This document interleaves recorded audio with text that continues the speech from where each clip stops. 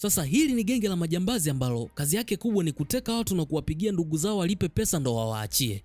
Sasa midai wako mtaani wanatafuta watu. Kuna dogo mmoja bisho akamuona sio alikuwa anaelekea chuo, wakashuka chapo akamzingira, wakamuingiza kwenye gari, dereva akangoa chuma. Wakaenda kupaki sehemu ambapo hakuna watu wengi. Sasa huyu dogo kumsachi kwenye begi lake wakakuta kabeba vioo, vitana, yani urembo tu. Wakamwambia afungue simu yake wacheke kwenye benki zake zote. Wakakuta ana naira milioni 4.5. Wakaanza kumuuliza mzee, na muonekano wote huu si tukajua hata wewe ni yau.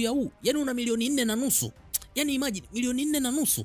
Sasa milioni 4.5 kwa Tanzania ni kama milioni 7 hivi na ushenzi. Hiyo washikaji wanaona ndogo. Sijui angeona benki yangu angesemaje. Hii ndo liquid cash mzee. Hey!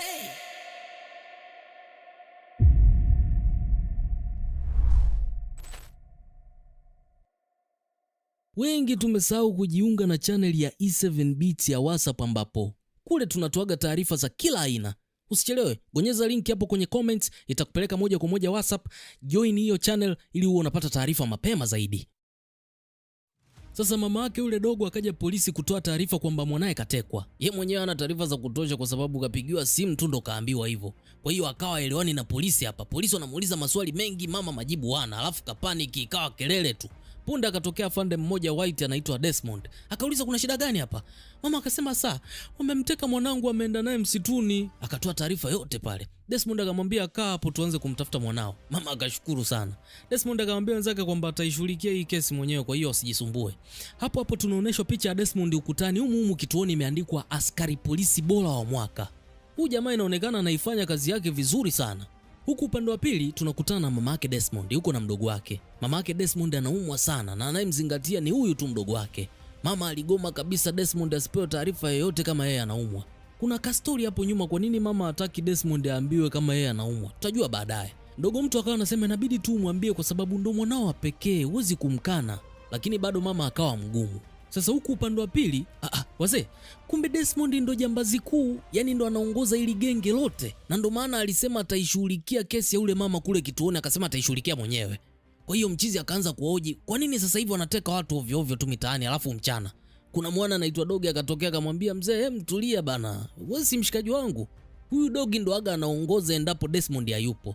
Mchizi akamsukuma huko, Enjo akawazuia wasipigane.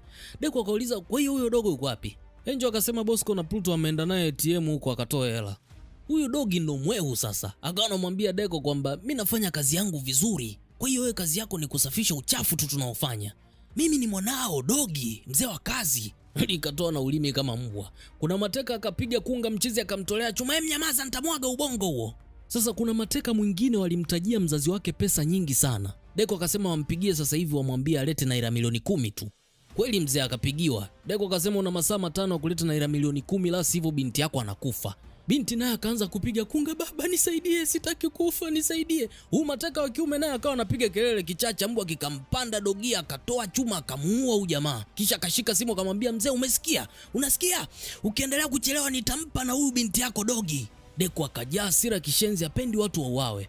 Wakarudi huku ndani, Deko akawa anamwambia Dogi kwamba watu wakiwa wanakufa sana itafanya polisi watilie shaka na waanze kuwafuatilia.